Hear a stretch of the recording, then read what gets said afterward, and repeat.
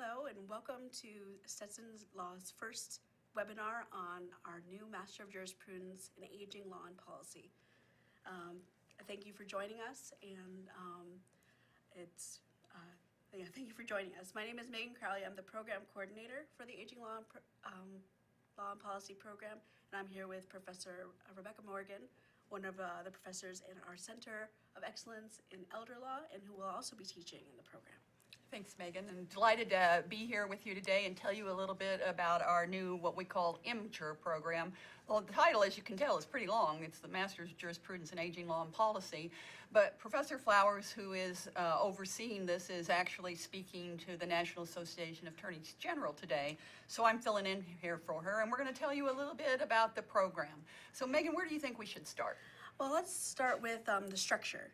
So the Master of Jurisprudence program is for working professionals.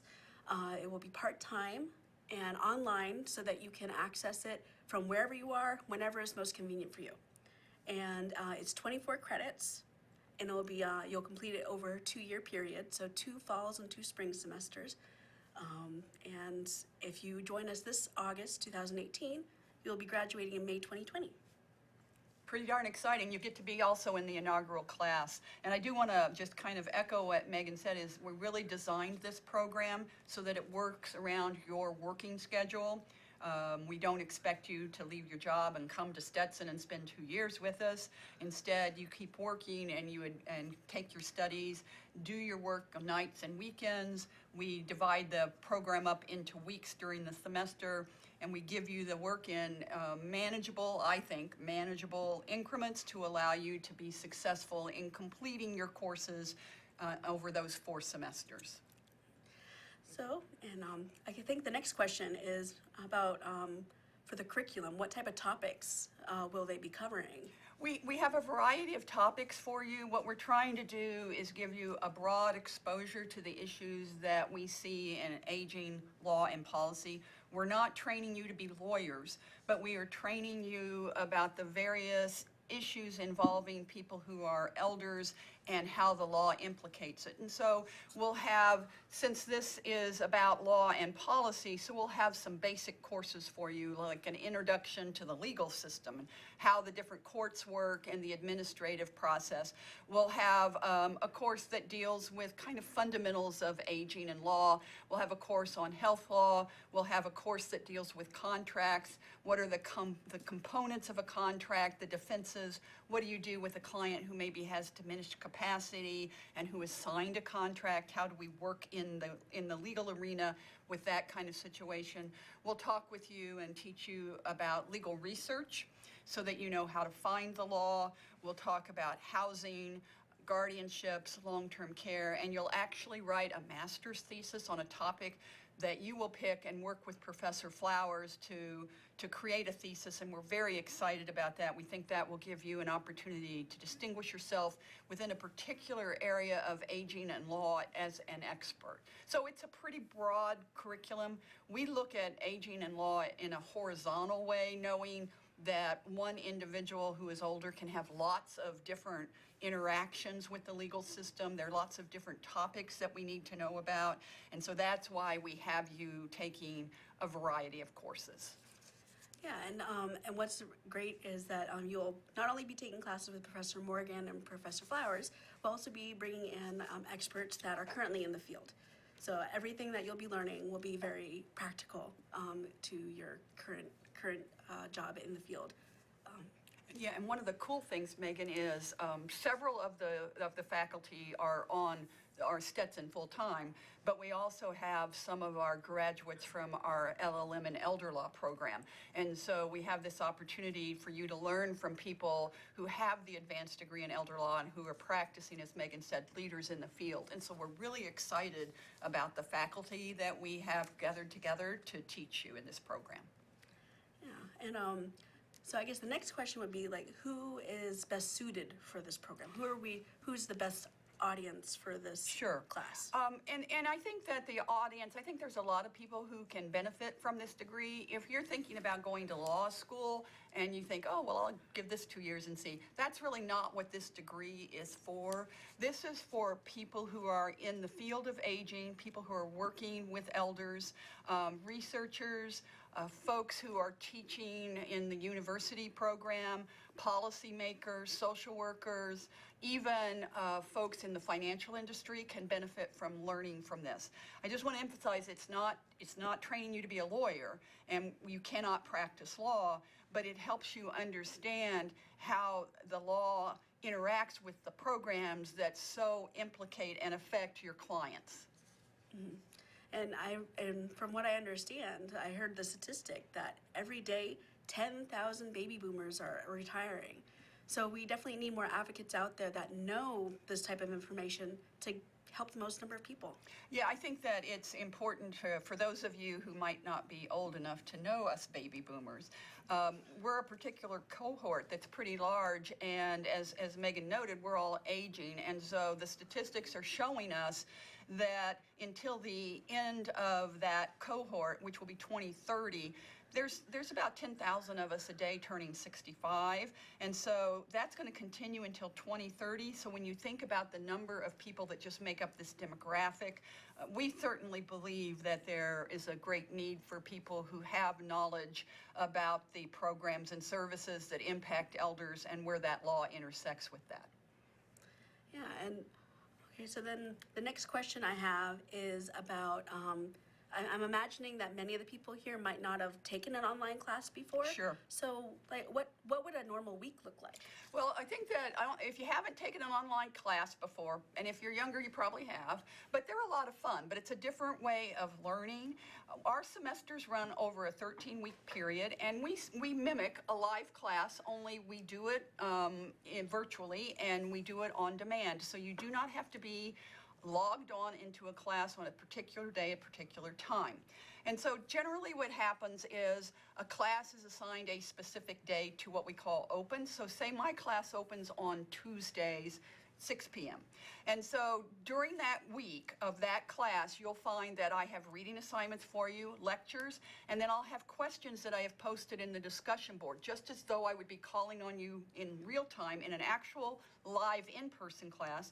You'll be answering those classes' questions virtually. And you have a set period of time over a week to answer the questions. And typically what I tell my students to do is during the first 4 days of the week, you want to do the reading assignments. You watch my lectures. These are videos. You can watch them as many times as you want. And then you answer the questions that I have posed, and then you spend the last 3 days of the week responding to others. So it's like a class discussion. It just takes over a period of time. And that way you can also get to know your peers, even though that they're online. Oh, yeah. And they're going to all come from different areas, which you can learn from. Oh, yeah, absolutely. We have found that our students in our LLM program, and we've been doing that for 9 years, and it's an online program, we have found that the students develop close connections with each other and learn from each other because everybody has different levels of experiences, and then they tend to be resources for each other even after they've graduated and left the program. That sounds like a great opportunity to learn, to meet new people. Right, Great. and I think people need to understand that this is an advanced degree, so it is going to require some time commitments. You're going to have to work, and it's going to take time out of whatever would be your free time during the courses of these 2 years, these 4 semesters. There are going to be, most likely, for the most of the courses, there will be exams. The exams tend to be open book. They are during an exam period, and it usually runs over about a 10-day period. So you have the flexibility to pick when you do your exam, and we will use a software called ExamSoft for you to take it. So you can take it from, the comfort of your home. You can take your exam at 2 a.m. if you want to. It'll be fine with us. So there is some flexibility in the program, but we do want you to know that it is an advanced degree, so it will require some work on your part. Megan, what else do you think they would want to know? Well, that was the last official question that I had, but but I actually have some questions that were emailed to me. Okay. While we go over those questions, That'd be please great. go ahead and in the lower right-hand corner of your screen, you can type in questions and we can answer them live here on the webinar. You know, Megan, I'll bet one question people want to know is how much it costs. Oh, yeah, everyone asks that question. So we currently are charging about $900 per credit. And so this program is 25 credits, which comes to about $22,500. It's one of the lowest cost programs of its kind.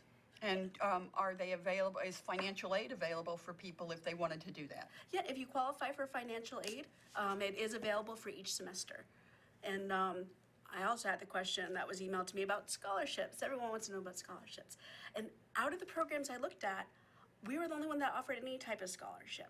So we do offer a partial scholarship, typically $1,000 to $3,000 that will be applied over 4 semesters. So, for example, if you were able to receive a $2,000 scholarship, it'd be $500 applied to each of the 4 semesters.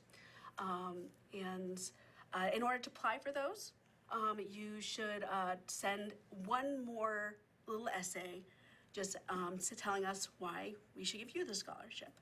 And you just apply that with all the other materials that you'll need for your application. And I'll talk about that closer to the end of the program about what you need to apply. Okay, good, because that's what I was going to ask, because I haven't been paying attention. So I'm assuming they can apply, but I don't know what they need to do. Did you get any other inquiries from people? Yeah, I had one other question which relates to something that you had talked about, which was how many hours of study time would you expect for someone to need for this program? And you know, most of the courses are 2 credits, although we have some that are 3 credits and some that are 1 credit. And so for a 2-credit course, I would expect on average it'd be 4 hours outside time a week. And that may vary depending on the professor, because if you have a big assignment that you're working on, it might be a little bit more. And then if it's a 3-credit course, then I think you're probably looking at 5 or 6 hours a week. Mm-hmm. The 1-credit course is the legal writing course, the legal research course. And with that one, you may actually be having assignments where you have to go out and do the research. And so that's going to depend upon how long it takes you to do that, how skilled you are. I'm like best friends with Google. I'm sure you all are well. But the person who's going to be teaching our legal research class is terrific and will teach you how to find things very quickly. And then when you're doing your master's thesis and working with Professor Flowers, that will be a completely different time frame for you, because that's going to be something that you'll be working on for a bit, and it'll be different than your classes. And actually, following up on that, it made me think about the librarians. Yes. Yeah, even though that you're not physically here, you also have access to the librarians. You can send them a message, and they can help you research if you're having difficulty finding materials for your thesis, or if you have any homework or group assignments. Oh, absolutely. And we have a really extensive online catalog. And so a lot of different databases, and you'll learn how to access those. But if for some reason, for the research that you're working on, you actually need a book, I mean, what a concept, right? You actually need the hard copy of the book. If the library has it, they'll FedEx it to you so that you can have access to it.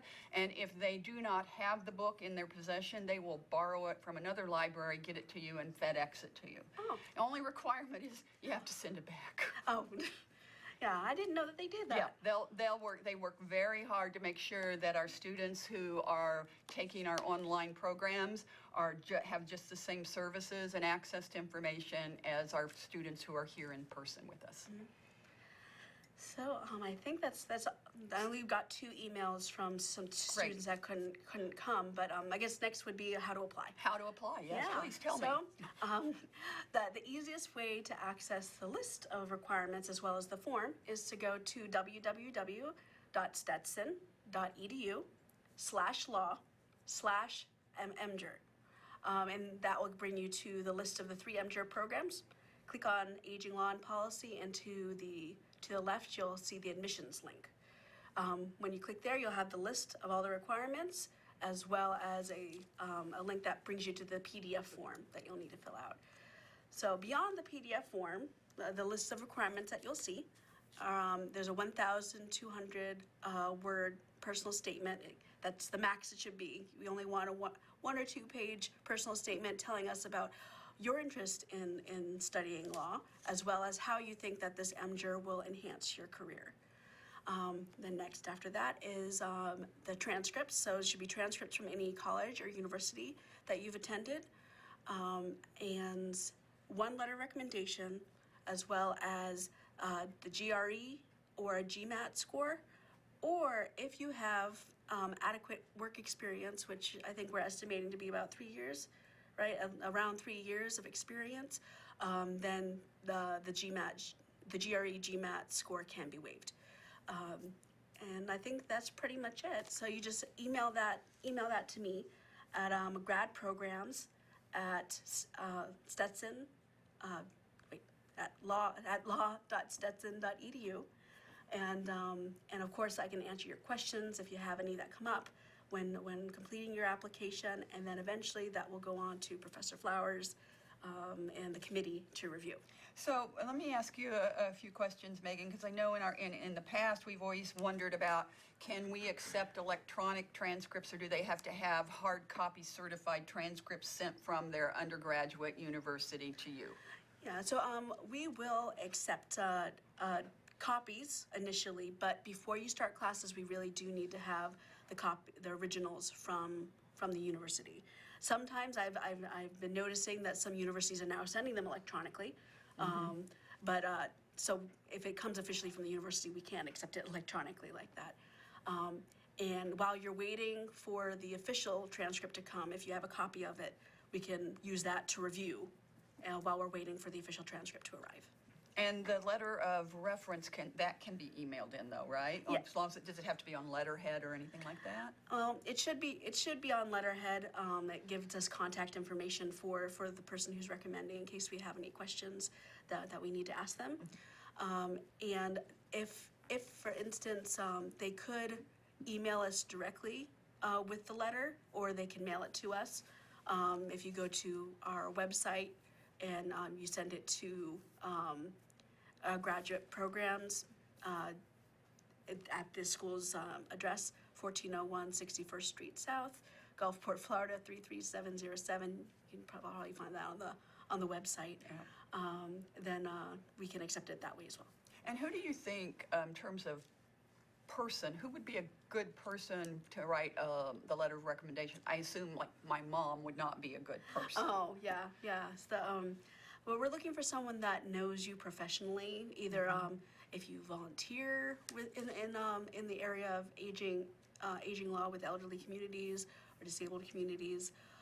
We want to know that you have either a passion for this field or have a lot of experience in the field. So anyone that knows you professionally, either a coworker, a supervisor, or a mentor, would be a great person to ask for a recommendation. And do you have any idea, I'll put Professor Flowers on the hot spot since she's not here. Once the applications are complete, do you have any idea how long it will be before the applicants get notice about their acceptance? Right now, our goal is to try and get it back to the student around 2 weeks. Oh, cool, that's good. Yeah, it's not too long. And we really are excited, and Megan, I want to just thank you because Professor Flowers and I have wanted to do this for a long time, and so thank you and JR, who isn't here today, for putting this together and making it happen, because it's a very exciting opportunity, I think, for people to learn a lot about this field of aging and policy and law, and as one of the boomers, I personally appreciate it. Yeah, I'm glad that we can help increase the number of advocates that are out there. Thank you so very much. And so, Megan, if they have any other questions, they just email you? Yeah, you can email me at gradprograms@Stetson, I keep on forgetting. Law.Stetson. At law.stetson.edu. Let me say that again. gradprograms@law.stetson.edu. And so we hope you'll apply. Look forward to seeing you in classes in the fall. And if you happen to be nearby and you want to come by the campus and see us in person, we'd love to chat with you. And thanks to our media services folks for making this webinar happen today. Yeah, thank you. And thank you for joining us.